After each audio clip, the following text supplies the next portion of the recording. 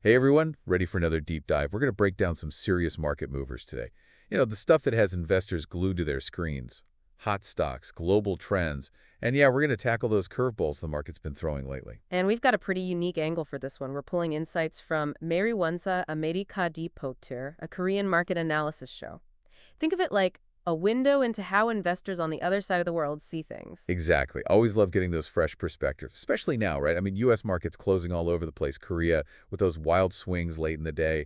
It's enough to make anyone a little nervous. You said it, there's a lot of uncertainty out there. All the talk about tariffs and interest rates has everyone on edge. It's a tough call for investors right now. Potential opportunities, yeah, but what could go wrong? Also, yeah, it's like trying to invest in a fog.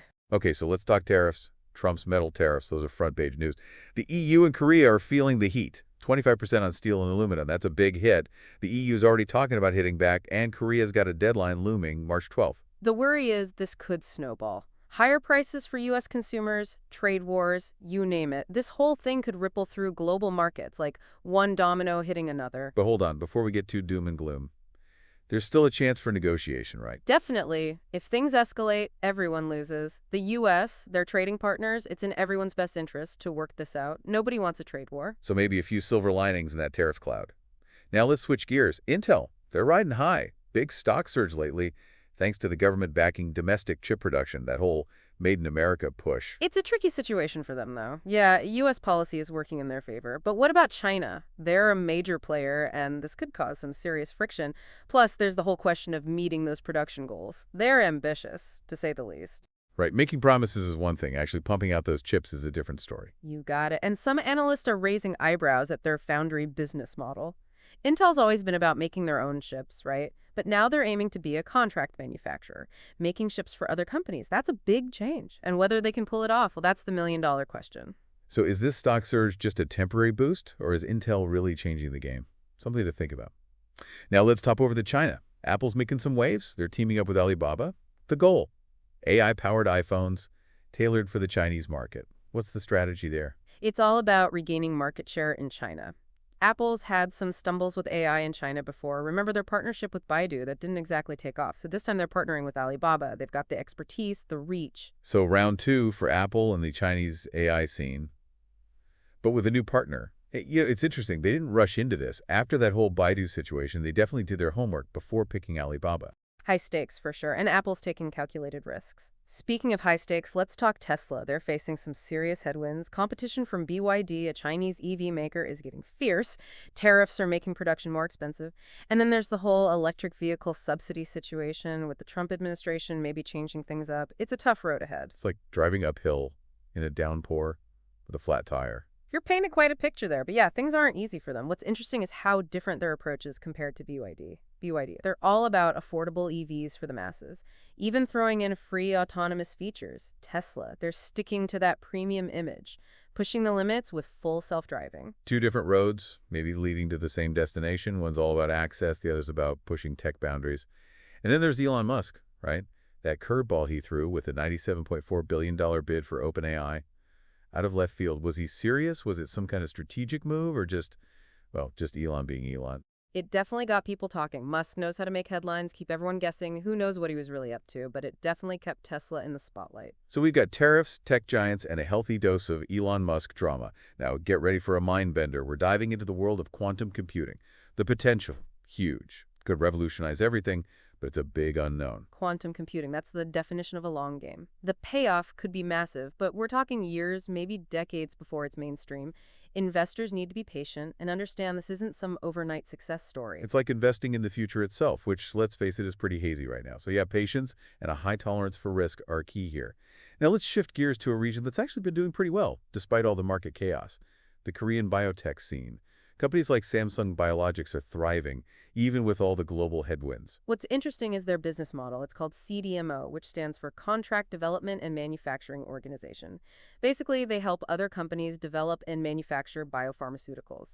So instead of making their own drugs, they're the ones behind the scenes helping other companies get their treatments to market. Exactly. And that model's got some advantages in this kind of environment. It's less vulnerable to trade wars and tariffs because the demand for biopharmaceuticals, it's global and it's not going anywhere. They've found a way to ride out the storm, haven't they? But speaking of storms, there's a big one on the horizon that has everyone on edge, the U.S. Consumer Price Index. CPI for short. Why is everyone so focused on this? Well, the CPI measures inflation. And right now, inflation is the Fed's biggest worry. A high CPI reading could force their hand, make them raise interest rates, which could slow down the whole economy. So it's like a health check for the U.S. economy. If things spike suddenly, well, the markets could go haywire. You got it. Analyst predictions are all over the place, but most of them think it'll be a bit lower than last month. But with the economy being so unpredictable, who knows? Surprises are always possible. It feels like we're always in wait-and-see mode with the economy these days. So after listening to this Korean market analysis, what are the key takeaways? What should we be thinking about? Well, it really drives home the point that everything's connected. You know, what happens in one country, it can trigger a chain reaction across the whole global economy, like those metal tariffs we talked about. On the surface, it seems like a U.S. issue, right? But it could mess with supply chains and hit businesses everywhere. Makes sense. But for the average investor just trying to make sense of it all, it can feel like you're caught in a whirlwind. Where do you even begin? You're right. It's easy to get overwhelmed, especially with the news changing every minute, the market bouncing all over the place. But the important thing to remember is investing. It's a marathon, not a sprint. Don't chase the hype. Focus on what's solid. So less about what's hot right now and more about what companies are built to last. Exactly. Look past the noise and focus on the fundamentals. A company's core business, their management, their financials. Those are the things that matter in the long run. That's where research comes in, right? But let's be honest, not everyone has the time or the know-how to dig into financial statements. Any other strategies investors can use to, keep things a little safer in this kind of market? Diversification is key. Don't put all your eggs in one basket. Spread your investments around. Different asset classes, different sectors, different parts of the world. Don't just bet on tech or energy or just one particular market. Right. If one area takes a hit, a diversified portfolio can help soften the blow. Like the old saying, don't put all your eggs in one basket. Always good advice. Now, speaking of specific sectors, the Korean analysis talked about the CDMO business model in biotech being pretty strong. You mentioned this earlier, but for those of us who aren't biotech experts, break that down for us again. Sure. CDMO stands for Contract Development and Manufacturing Organization. They're basically partners for pharmaceutical and biotech companies, helping them develop and make drugs. They're like the expert builders behind some of the most cutting-edge treatments out there. So they're not focused on making their own blockbuster drugs. They're providing these essential services to the companies that do. That's it. And this model's looking pretty good right now because it's not as affected by, well, all the trade stuff and tariffs. People need biopharmaceuticals no matter what's happening with trade deals, so the demand is pretty steady. It's like they've found a little safe haven in the market, a niche that's kind of protected from all the global economic craziness. Now, they mentioned a specific CDMO company, Samsung Biologics. They've been blowing past expectations. Record sales recently. What's the story there? Samsung Biologics is a big name in the CDMO world, and they're definitely benefiting from that growing demand for biopharmaceuticals. Strong track record, and they seem well-positioned to keep growing. Another one to watch for those interested in the biotech space. But let's zoom back out to the market as a whole for a second.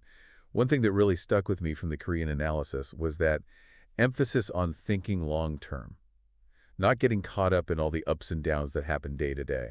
That's crucial. It's so easy to get sucked into that daily drama, especially with all the news coming at us constantly. But remember, investing is a marathon. It's not a sprint. Easier said than done, right? When you're watching your portfolio go up and down like a roller coaster, how do you stay calm, stay focused when things are so volatile? It's about having a plan, an investment strategy, and sticking to it. Figure out your risk tolerance, set your goals, and be realistic about your time horizon. Don't let fear or greed make your decisions for you.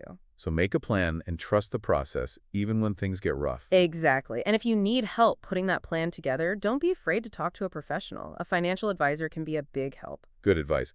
Now, besides Samsung Biologics, there was another company that caught my eye in the Korean analysis. Linde, a global industrial gases and engineering company.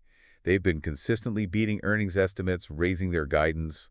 What's their secret sauce? Linda, they've got their fingers in a lot of pies. Healthcare, manufacturing, energy, they're all over the place. That diverse portfolio plus their global reach that's helped them stay pretty consistent. They're also involved in clean energy, which is getting a lot of attention from investors these days. And it's interesting, their involvement in the more traditional energy sources like coal, oil, natural gas, that aligns with the current U.S. administration's push for energy independence. Right. So they're in a good spot to benefit from different policy trends and market demands, no matter which way things go. It sounds like they've found a good balance between those traditional energy sources and the move towards cleaner options. But as with any investment, gotta remember, past performance doesn't guarantee future success. No, it definitely doesn't. The market's always changing. Companies have to adapt, innovate to stay ahead of the game. So it's crucial to keep the bigger picture in mind. Look at the potential risks and opportunities before you jump in. Speaking of evolving markets, one last point from the Korean analysis that I thought was really interesting. We've talked a lot about the external stuff like tariffs and interest rates, but what about the challenges businesses face from within? You're talking about how companies need to adapt and innovate to survive all the disruption happening, right? Exactly. Technology is changing so fast, consumer tastes are shifting, global competition is heating up. Companies can't just sit back and relax. They got to be nimble, ready to change with the times. Like running a marathon on a course that's constantly changing. You got to expect the unexpected and adjust your strategy on the fly. I like that analogy. So, besides checking out a company's financials, their place in the market, investors should also think about their ability to adapt and innovate. For sure. Are they investing in research and development? Are they embracing new technologies? Are they actively looking for ways to improve their products and services? Those are the questions to ask. It's not just about finding companies that are doing well right now. It's about finding the ones that are ready to succeed in the future. It's like investing. It's part art, part science, you know? You need the data, the numbers, but you also need that gut feeling, that sense of whether a company can really make it. Not just survive, but really thrive. Yeah, I get what you mean. And that kind of brings us back to something we talked about at the beginning of this whole deep dive, right? The importance of getting different perspectives. This Korean market analysis, it gave us a whole new way of looking at things, how global events can play out, what the impact could be. It's easy to get stuck in our own little bubbles, especially when it comes to the markets, financial news. But when you step outside of that, get a fresh perspective, it can really change how you see things. Make you question what you thought you knew. Totally. It's like adding another layer to your understanding. You see the same events, but from a different angle. And suddenly, things start to make more sense, connections you didn't see before. And speaking of connections, one thing that really clicked for me from this Korean analysis was how interconnected everything is. The global economy, I mean, it's not just a bunch of separate countries doing their own thing. It's all linked together. Exactly. What happens in Washington can have a ripple effect in Seoul, Berlin, everywhere. And a breakthrough in quantum computing over in Silicon Valley that could create whole new industries, spark innovation around the world. Like, we're all part of this massive economic ecosystem, and if you want to make smart investment decisions, you got to understand how it all fits together. Absolutely. Whether you're a seasoned pro or just starting out, the key is to stay curious, keep learning, and never be afraid to look at things from a different angle. So, a final thought for everyone listening. We've covered a lot today, haven't we? Tariffs, tech giants, biotech breakthroughs, all the uncertainty swirling around in the market. But there's one big takeaway I hope you'll remember. Let's hear it. It's simple, really. Don't be afraid to ask questions. Don't just accept what you read in the headlines or what everyone else is saying. Dig deeper, challenge those assumptions, and get your information from different sources. Don't be afraid to look beyond the obvious. I couldn't agree more. The more you know, the better equipped you'll be to navigate the market, make smart choices that help you reach your goals. So keep exploring, keep learning, and as always, keep diving deep. Who knows what we'll discover next time. Until then, happy investing, everyone.